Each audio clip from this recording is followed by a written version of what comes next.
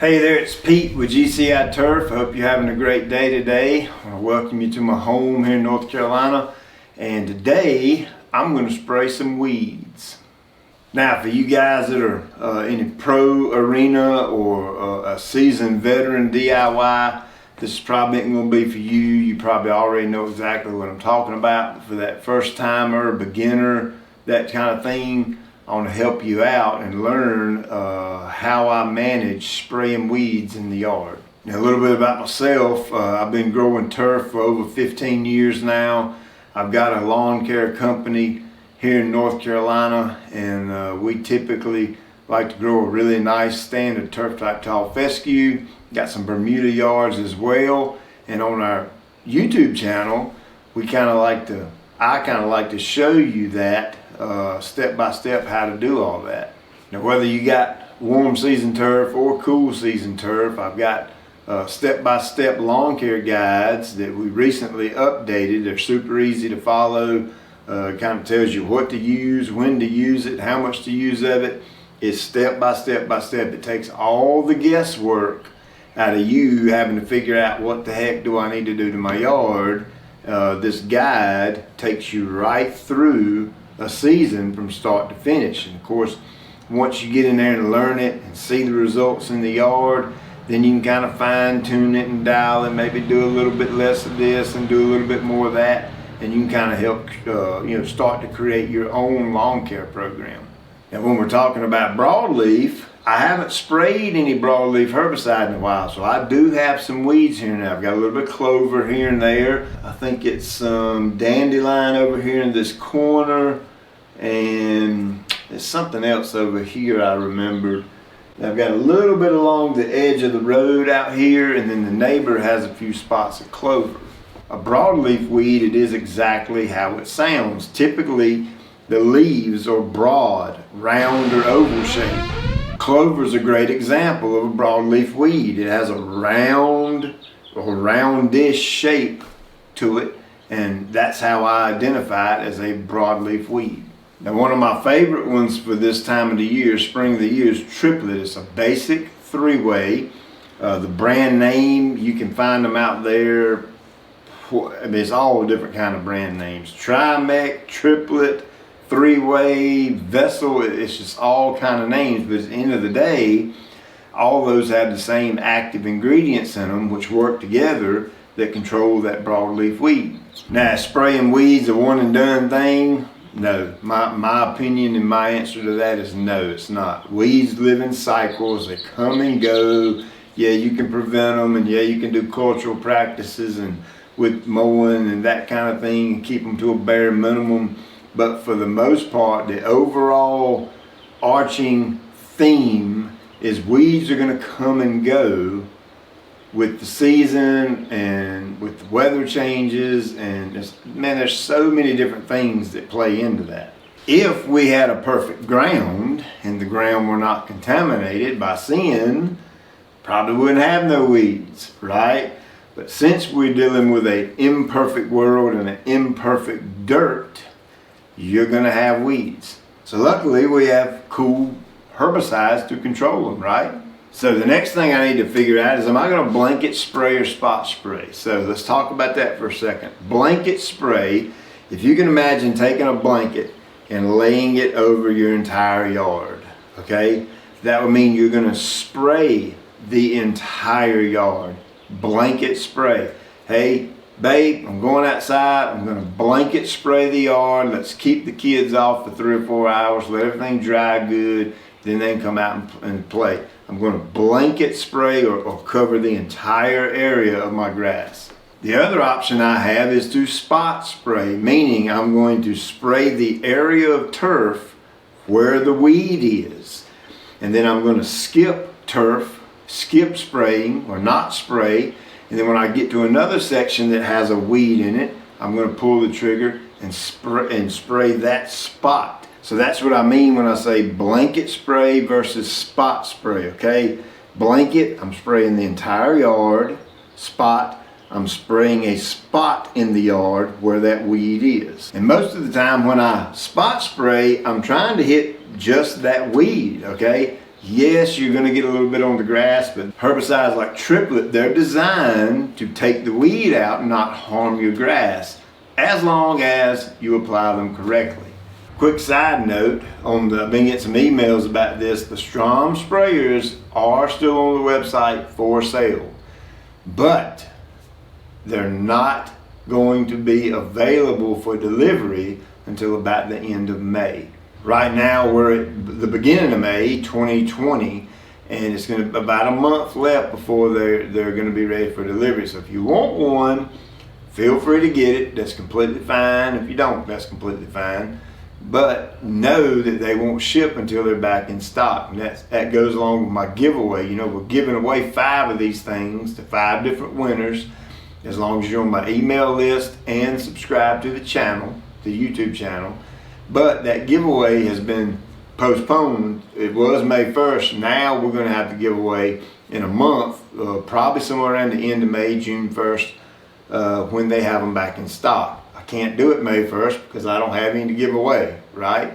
All this will be in the description below, and how you get into that giveaway as well. Now, how do I determine if I'm going to blanket spray or spot spray? Well, that's so easy.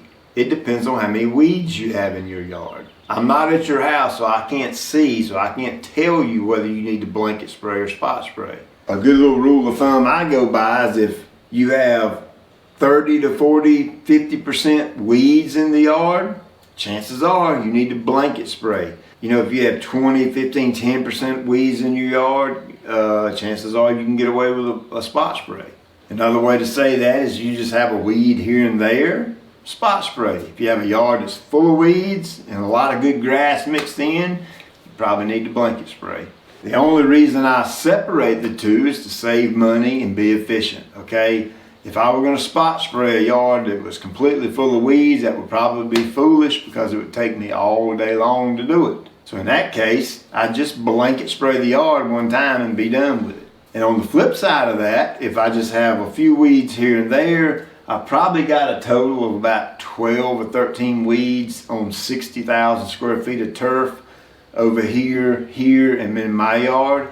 So I'd be a fool to mix up 60,000 square feet of weed control and walk the entire yard just to control 10 or 12 weeds. So that's why I'm spot spraying today, right? And it's going to save me a lot of money. I'm only mixing up enough for about 1,500 square feet worth of weeds, okay? Now, how did I come to that number? Well, I've been mowing routinely once and twice a week in a lot of cases. This entire 60,000 square feet of turf. As I'm mowing, I'm paying attention. I'm looking at the weeds, I'm remembering where they're at, I'm counting them in my head. That's how I know I have 10 to 12 weeds, because for the past 3 or 4 weeks I've been counting them. And so I kind of get a good idea of whether I need to blanket spray or spot spray. And when I do that, that gives me a good idea of how much material to mix, okay? I know some of you probably saying, well gosh, if you got 10 to 12 weeds and you're mixing up 1,500 square feet worth, man, that's a lot. Well, I got a neighbor that wants a little bit of weed control. I told him I'd swing over there and spray it while I was spraying mine. So that's why I'm mixing it up just a little bit extra, so I have some left over for his. So with any weed control I do, I'm always going to use the Adjuvant, hands down. There's very, very few weed controls that I do that I don't use an Adjuvant. You know, I like the natural Adjuvant, been using it for years now. I use it for 2 reasons. One, to help the weed control stick to the weed better, okay? A lot of these weeds may have a glossy or shiny surface, and sometimes when that water hits it, the solution hits it, it'll bead up. Well, I want that water to be wetter, okay, in other words. So when it hits, it kind of spreads out over the leaf of that weed. I get better penetration, better coverage.